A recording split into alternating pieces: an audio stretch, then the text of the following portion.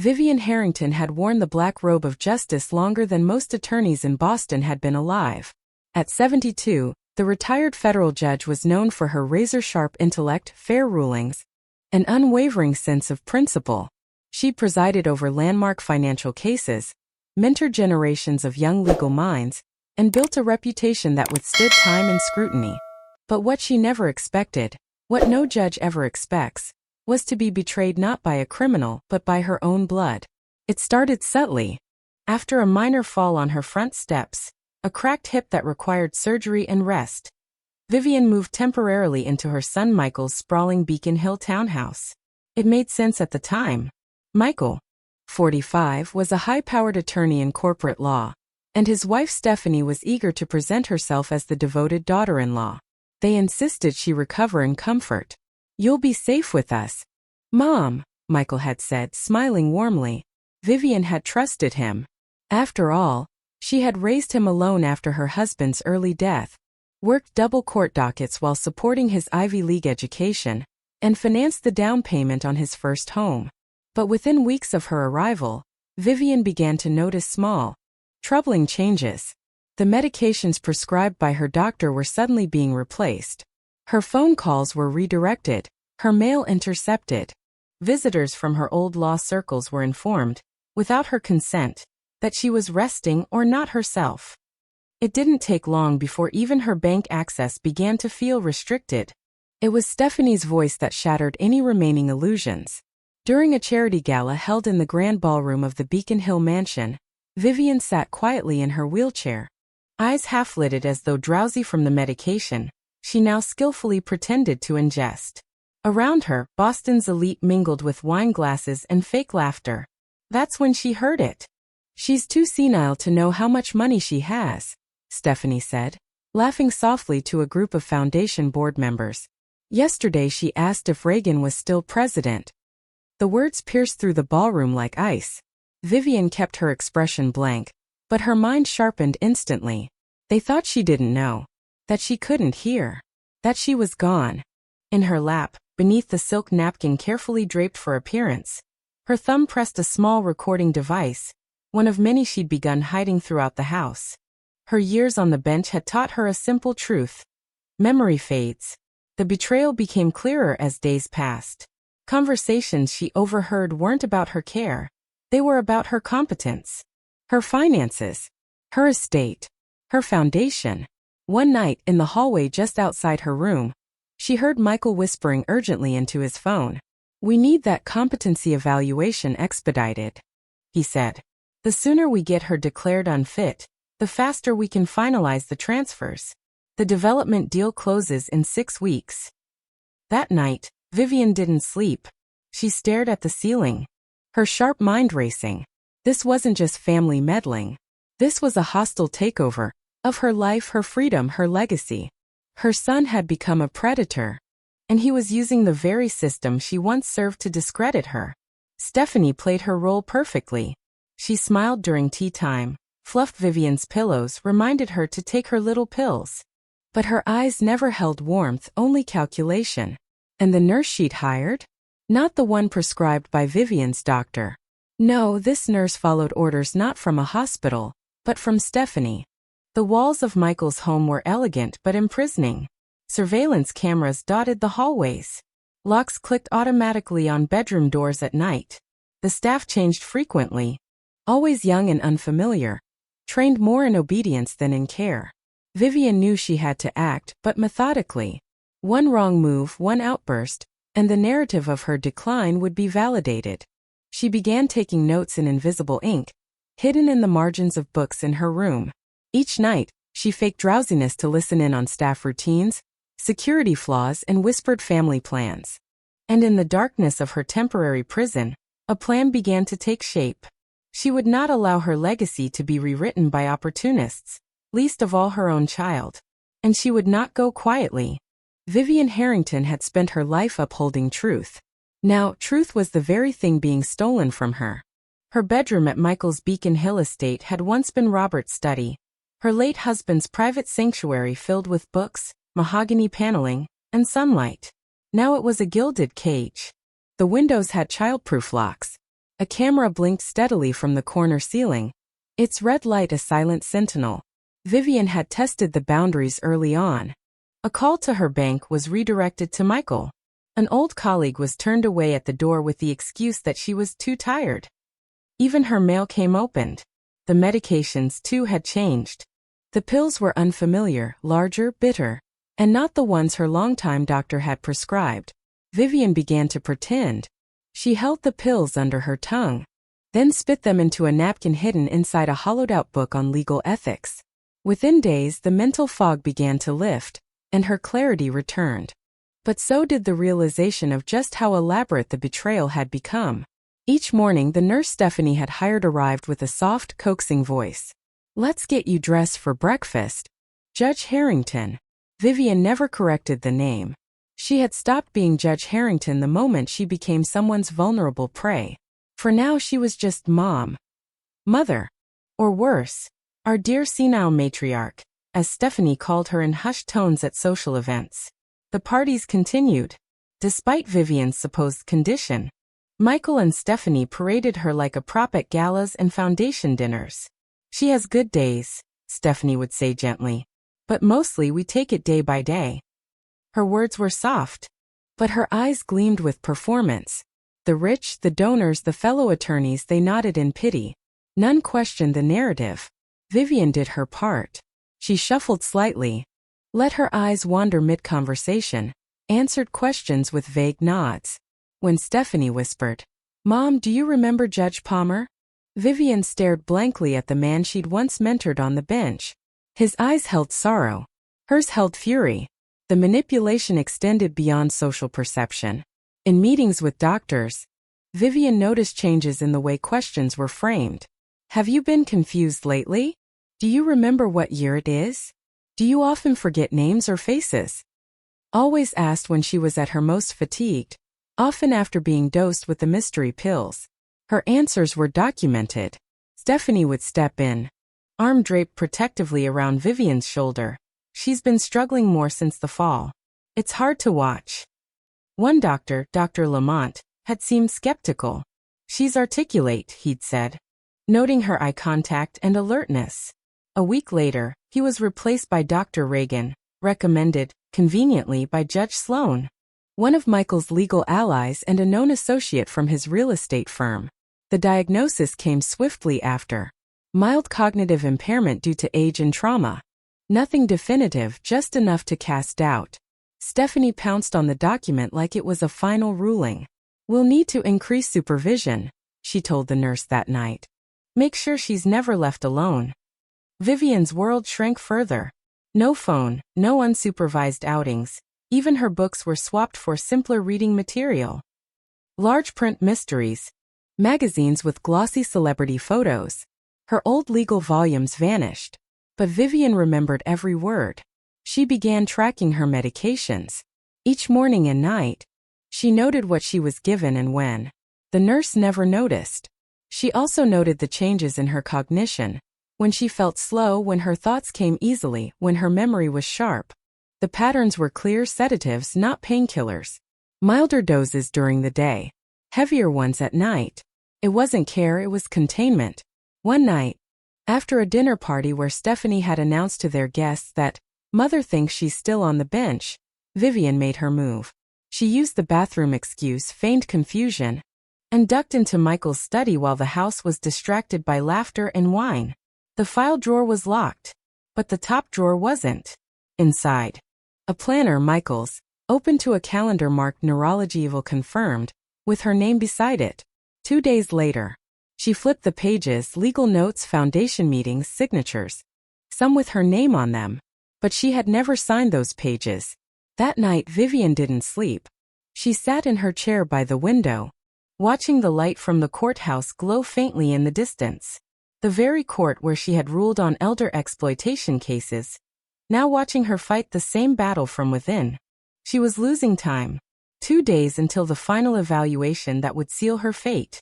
She whispered the plan to herself like a mantra. Document, act, survive, and wait for the right moment to strike. Vivian Harrington had once held a courtroom in the palm of her hand, commanding juries, dismantling arguments, delivering justice with the elegance of a sharpened mind. Now, that same mind operated behind a mask of forgetfulness. And the more convincingly she played the role, the less they noticed the predator hiding beneath her own skin. She began with sound. A small voice recorder, no larger than a lipstick tube, hidden in a hollowed-out armrest of her reading chair. Stephanie often spoke freely near Vivian, assuming she wasn't coherent enough to understand, much less remember. "We need to get her signature before the reassessment," Stephanie whispered to Michael one evening. Unaware the recorder caught every syllable. "She's still too sharp for full guardianship. But if we get the trust documents now, she won't even know what she's signing," Michael had murmured back. Vivian logged the date and time in a tiny notebook she hid behind a false drawer panel. Each entry had initials, context, and a cross-reference to the recording number. Just like evidence logs in the courthouse. Next came the visuals. Vivian still had one mirror with a hollow backing, an antique makeup piece she'd taken from her old home before the move. Inside, she stored an ultra-compact camera once gifted by a legal clerk fascinated by spy gadgets. She had dismissed it at the time. Now it was her lifeline. During one of her permitted exercise walks with the nurse, always precisely 12 minutes around the garden, Vivian excused herself near the maintenance shed. The interior was dark and unmonitored. She used the moment to photograph foundation papers stored inside Michael's locked briefcase, which he'd carelessly left open during a lawn meeting with a developer. Among the papers, proposed amendments to the Harrington Foundation Trust, removing oversight from the original advisory board and transferring decision-making power solely to Michael. She committed every clause to memory before carefully slipping the camera back into her waistband. When the nurse returned to fetch her, Vivian was calmly admiring the roses. "What day is it today, Mrs. Harrington?" the nurse asked. "Tuesday," Vivian said cheerfully. "Unless I'm dreaming again." The nurse smiled, satisfied with the answer. Vivian's confusion was expected, encouraged even. But every misstep she staged was intentional, rehearsed like courtroom theater. Drop a spoon. Forget a date. Ask who the president is. Then laugh it off like she didn't understand the joke. They recorded it all properly to build their case. Let them. It would only make the final reversal more satisfying. Then came the emotional groundwork. Vivian began to test her granddaughter Emma. 16, sharp-eyed, and unusually silent for someone surrounded by luxury. Emma had always been different, quieter, more observant. Vivian had noticed it years ago during their summers at Cape Cod, where Emma had devoured true crime novels while the other kids played volleyball. "Do you still read those detective books?" Vivian asked one afternoon during their allowed puzzle hour, a benign activity Stephanie allowed as part of her cognitive stimulation schedule. Emma hesitated, then nodded. "Sometimes. When they let me." "When they let you?" Vivian tilted her head. "My phone has restrictions," Emma muttered. "My messages get screened." Vivian nodded solemnly. "Sometimes, the people who want control the most are the ones who claim they're protecting you." Emma looked up sharply. There was something there, curiosity maybe even doubt. That evening, Vivian tapped out a Morse code message on her teacup using a silver spoon. 3 short. 3 long, 3 short. SOA. Emma's eyes flickered. The next night, she blinked her lamp in return. 3 short. 3 long. 3 short. Vivian had her first ally. From that point on, the operation accelerated.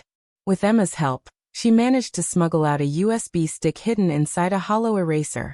The stick contained audio files of Michael and Stephanie discussing the upcoming transition of power within the foundation, and their plan to move Vivian to a private eldercare facility in Vermont, a facility Michael's firm had recently invested in. "Once she's there," Stephanie had said, "we're free to consolidate." The word consolidate had rarely sounded so sinister. Vivian also began observing the staff. Jeff, the driver, was particularly gentle. He spoke softly, helped her into the car without condescension, and once handed her a bottle of water without prompting. His eyes met hers, not with pity but with recognition. One morning, as he loaded her into the van for her neurological evaluation, he whispered, "You don't remember me, do you?" Vivian narrowed her eyes. "Should I?" Commonwealth versus Collins, he said. 10 years ago. You spared me jail time. Told me I was more than one mistake.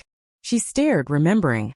The young banking clerk forced to sign off on falsified loans. He'd chosen restitution and rehabilitation instead of jail. Now here he was driving for her son. You working for Michael on purpose? She asked. Jeff gave a slight nod. He didn't vet me properly. I knew something was off the moment I met you again. I've been watching. Waiting. She smiled. I'm glad someone still remembers who I am. He slipped a burner phone into her coat pocket. This one's secure, he said. Use it wisely. Vivian Harrington now had eyes, ears, and means. What she needed next was a reckoning. But first she had to survive the evaluation. The neurologist arrived in a tailored suit, introduced himself as Dr. Kenneth Goldstein, and sat across from her with a polite smile. What year is it, Mrs. Harrington? Vivian blinked slowly. Oh, is it 1987? No, wait. Did I win the lottery yet? He chuckled. Fair enough. Over the next 90 minutes, she alternated between brilliant clarity and believable befuddlement. At one point, she began quoting Shakespeare. At another, she asked if the war had ended. When the nurse stepped out of the room to take a call, she leaned forward. Dr. Goldstein, you and I once served on the Ethics Review Board. You ruled against pharmaceutical kickbacks in 2012. He froze, recognition flickering in his eyes. Your wife is named Rachel. Your dog is Murphy. You vacation in Cape Cod every August. Still think I'm senile. Goldstein said nothing for a long moment. Then, what do you want? The truth, Vivian said. And a real evaluation. Not the one Michael paid for. He hesitated, then nodded. Understood. As the exam resumed, Vivian leaned back in her chair, letting her expression go vacant again. Let them believe what they wanted to believe, for now. She was no longer gathering evidence. She was building a case. And she would not lose. Vivian Harrington had always trusted her mind to deliver justice. Now she was depending on it to secure her freedom.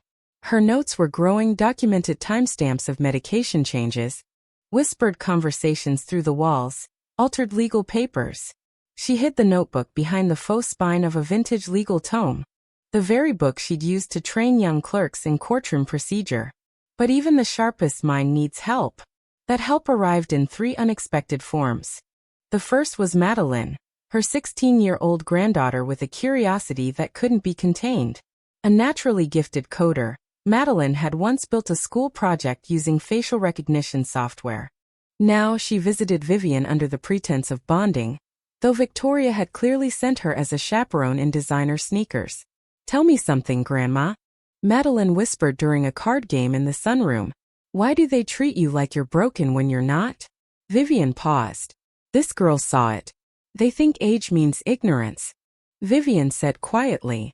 It doesn't. It just means you've seen it all before. Madeline's eyes lit up with understanding. From that day forward, their visits shifted. Madeline began slipping Vivian her school tablet accidentally. Vivian used it to draft encrypted messages to Joan Wells, her former courtroom clerk and one of the most meticulous legal minds she'd ever worked with. Joan responded within 24 hours. She was now working part-time at a legal ethics review board. Just say the word, Joan's message read, and I'll open an inquiry. Vivian didn't want an inquiry. She wanted ironclad proof. Enter Derek. Derek had been convicted of bank fraud 10 years ago. Vivian had been the presiding judge. She'd seen something in him. A person manipulated by corrupt superiors, not a true criminal. Instead of jail time, she ordered restitution, therapy, and mandated community service. He'd changed his life. Now, he drove the Harringtons' car service under an alias. You don't remember me, do you, Judge? He asked gently one day as he loaded her wheelchair into the van for a doctor's appointment. Vivian peered at his face. The scar on his left jaw. His steady gaze. It clicked. Derek. Wilkins. He nodded. My sentence wasn't time, ma'am. It was a second chance. You gave it to me. And he'd been watching her ever since. They think I don't understand what's happening, she said as they pulled out of the driveway. They treat you like inventory, Derek replied. Locked, monitored, and silenced. From then on, Derek became her silent courier. He smuggled Joan's correspondence in the lining of her handbag, delivered flash drives to Madeline, and brought her meals from outside to replace the bland, sedative-laced food from the Harrington kitchen. Together, the three formed a triangle of support. Madeline installed a hidden folder on Vivian's backup tablet. Each night, Vivian uploaded voice memos detailing what she saw, heard, and read. Joan organized the recordings into categories: medical malpractice, financial manipulation, legal misconduct.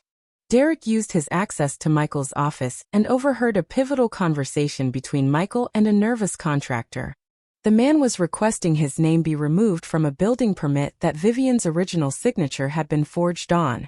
Joan traced the permit back to a luxury coastal development project, one Vivian had started to investigate before her retirement.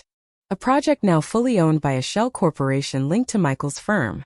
The web of betrayal widened.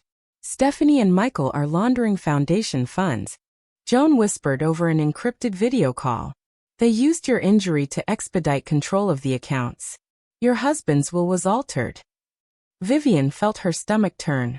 Robert had been meticulous. He would have never allowed sole power of attorney to pass to Michael without stipulations. The new will had removed all those guardrails. The original documents have to be somewhere, Joan insisted. That's your golden ticket. Vivian nodded. They're in the house. I just have to retrieve them. The challenge was enormous. She was watched around the clock, her room was searched daily, and the safe was embedded behind Robert's portrait, protected by both a security code and biometric lock. But Madeline had been preparing for that too. I've cloned Dad's fingerprint scanner, she whispered during their next visit, handing over a small device shaped like a makeup compact. It'll bypass the lock, but only for 3 minutes. Vivian felt a familiar surge, strategy forming in her mind, just like it used to in court. They planned everything around a scheduled blackout drill Michael had arranged to test their emergency systems. For 7 minutes, the estate would run on backup generators. Cameras would reset. Doors would remain manually unlocked. Madeline would feign a fall on the main staircase to pull Stephanie away. Derek would be waiting in the garage for a quick document transfer. Joan had already secured legal contact with the federal prosecutor's office. And Vivian would finally retrieve the truth. She practiced daily, moving with her crutches in the dark, reciting the safe code Robert had whispered to her the day he installed it.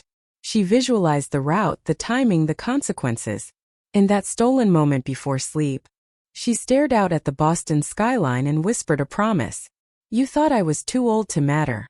But you forgot one thing. I taught you everything you know. Not everything I know. Vivian Harrington had always trusted evidence over instinct. But in this case, both screamed the same truth. The betrayal ran far deeper than family ambition.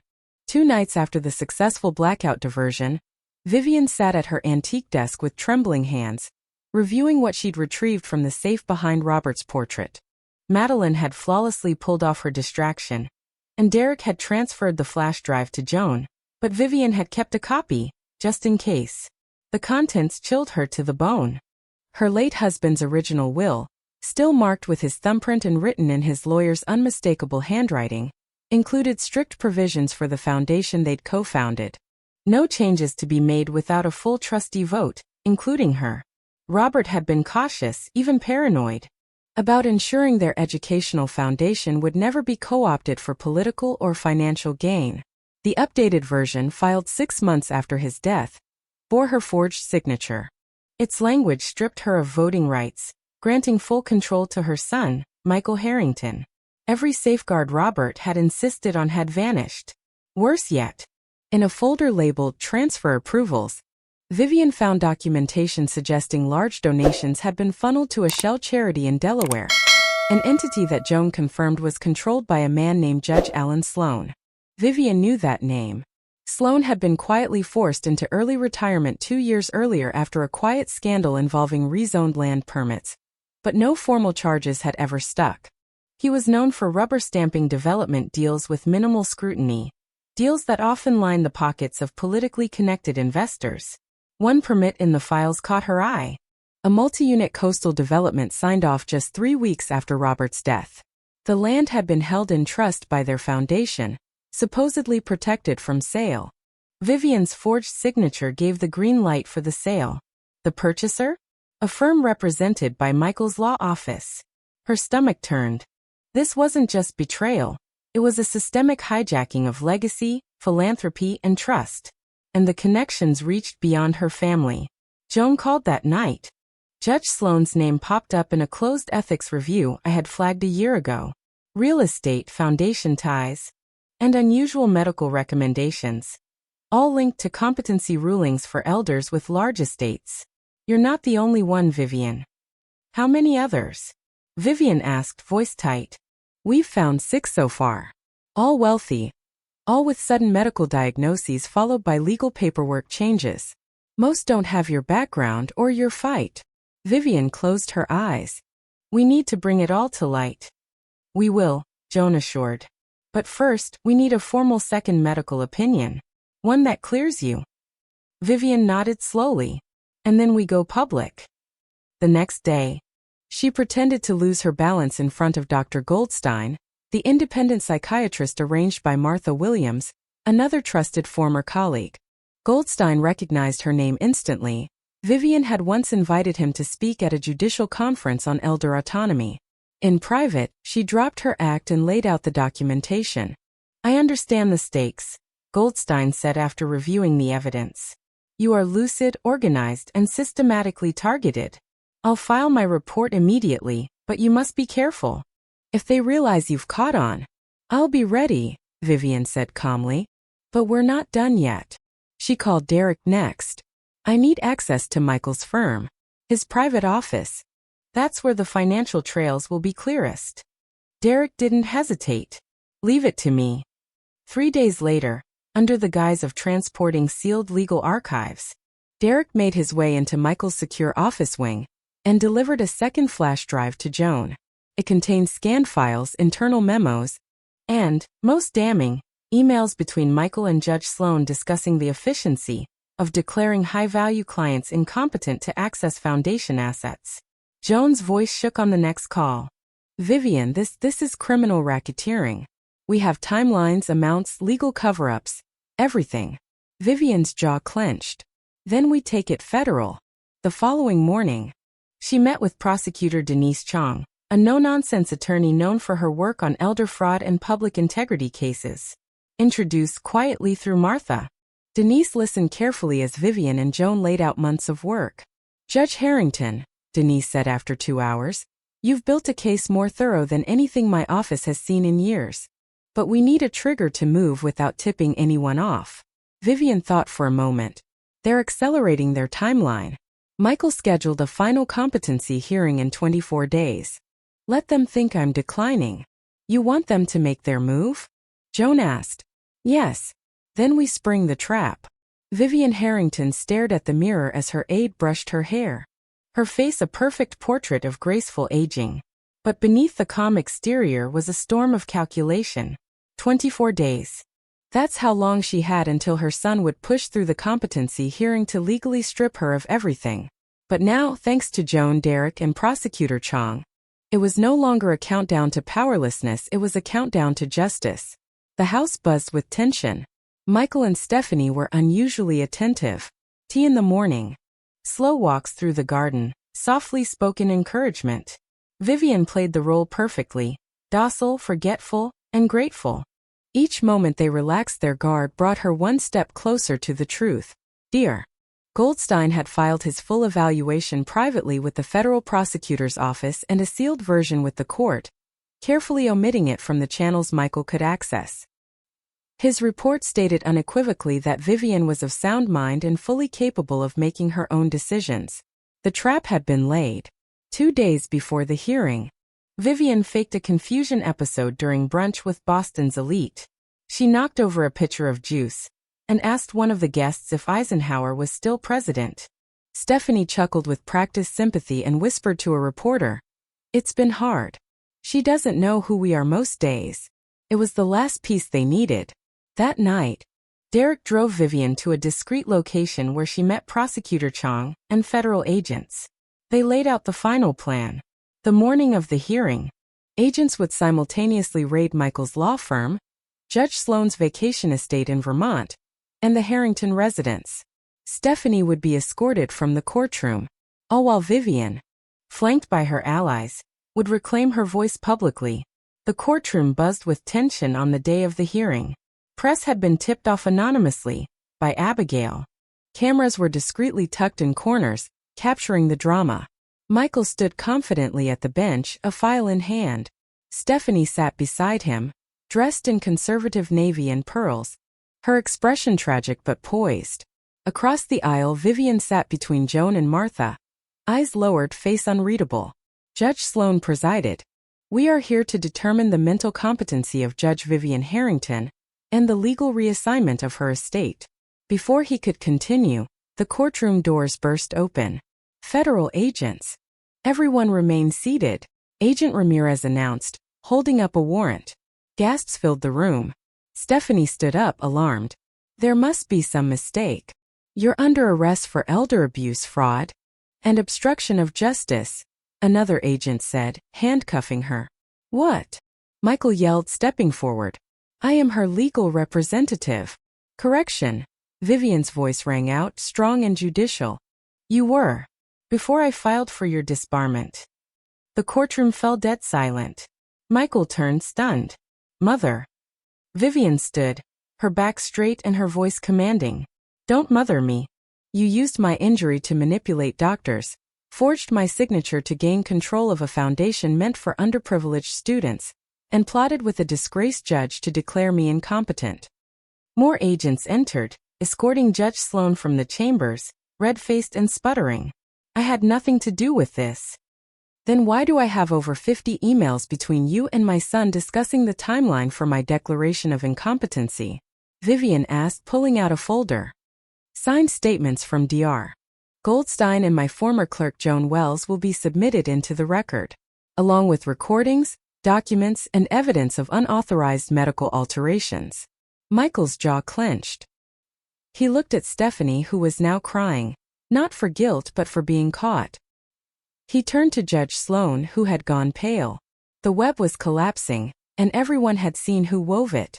Later, outside the courthouse, the press swarmed. Prosecutor Chong gave a statement. This case reveals the dark potential of financial abuse cloaked in family care. We hope it encourages stronger protections for our elders. Vivian stepped to the podium. This is not just my story. It's the story of many who are dismissed because of age. But let this serve as a reminder. Wisdom does not fade with years, and justice is never too old to rise. The crowd applauded. That evening, Vivian returned to her restored Back Bay home.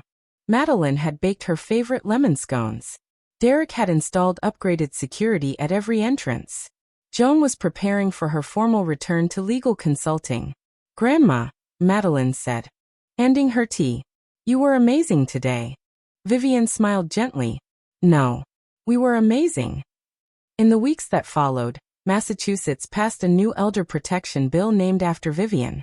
Judge Sloan was disbarred and faced trial. Michael and Stephanie, both awaiting sentencing, tried to paint themselves as misunderstood caregivers, but no one was buying it. Vivian's foundation was fully restored, now under a new board that included Joan, Martha, and Madeline. Vivian served as an advisor, still sharp, still guiding, still justice. In her study, she placed her old gavel back on its pedestal, not as a relic, but as a reminder. Justice hadn't left her. She had simply taken it home. The morning sun poured into the Harrington residence. Now free of shadows, Vivian Harrington stood in the foyer of her restored home, the same place where she had once been carried in after her accident. Now she walked without assistance, a cane in hand only for Boston's unpredictable winters. The silence felt different now. No cameras. No false caretakers. No soft-footed betrayal lurking around corners. It was peace, earned not through time, but through relentless determination. Boxes lined the library floor. Files from the newly restructured Richardson Harrington Educational Foundation. Joan Wells was in the study reviewing applicants for their first fully funded law scholarship, a program created in Vivian's name for students who had overcome systemic and family-related adversity. In the kitchen, Madeline arranged muffins for a group of visitors. The house would no longer serve as a prison. Today it was headquarters for a movement. Vivian had testified before the state legislature just a week ago. Her experience had inspired a sweeping elder protection bill, mandatory third-party psychological evaluations for guardianship claims, enhanced penalties for elder financial fraud, and oversight committees for family-managed foundations. The new legislation, dubbed the Harrington Act, was already reshaping protocols across the state. As she sipped her coffee, Vivian watched Madeline carefully guide 3 law students through the old sunroom, now a small mentorship hub. "This is where we reviewed constitutional law together," Madeline explained. "I'd sit right here, and Grandma would quiz me on First Amendment precedent." Vivian smiled faintly. That memory had been one of the few joys during her captivity. Quiet resistance cloaked as crossword puzzles and bedtime stories. At noon, Martha arrived with Judge DeWitt, the newest federal appointee and a former mentee of Vivian's. They were reviewing plans for a judicial ethics workshop, to be held annually with Vivian as keynote speaker. "We want you to chair the Elder Justice panel of." Vivian nodded. "I don't want this to just be about what was done to me. It has to be about PR." Later that afternoon, Vivian took a quiet walk through her garden. Daffodils lined the pathway, Robert's favorite. She paused by the marble bench and scribe. She sat in silence for a W. Madeline joined her with 2 cups of tea. Abigail's enrolling in pre-law next semester. Vivian turned to her with pride. "That girl is sharper than most third-year law students I've seen. She says she wants to be the kind of No." Vivian corrected gently. "The kind of lawyer who ensures there are no more people like me, because it won't happen again." They say. A week later, Vivian delivered the keynote address at tea. "I spent my career believing justice was a boo." She paused, letting the weight of those words settle. "My son betrayed me. My family conspired to erase me. But I'm not here because of that. I'm here because I refused to vanish. Because others, some old allies, some unexpected, stood with me. Tears filled the eyes of many in the crowd. We must ask ourselves what we owe those who came before us. Not just in flowers on holidays or phone calls on birthdays, but in protection, respect, and legal safeguards. I was lucky. I had the tools to fight BA. The auditorium erupted in applause. In the weeks that followed, Vivian's home became a rotating hub of interns. Her former courtroom had been renamed in her honor, and a scholarship fund was created for students entering public interest law. She received a letter from James once a month. Most she did not answer, but she read them. The most.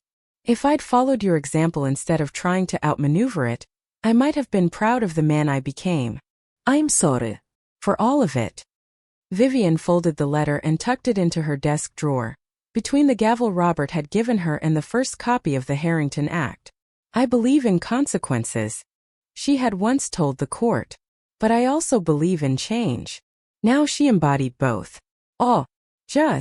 She smiled. Her legacy hadn't just survived. It had rewritten the rules. What do we do when the very people we trusted most betray us? When age, once a symbol of wisdom and respect, is used against us to silence our voices and erase our autonomy.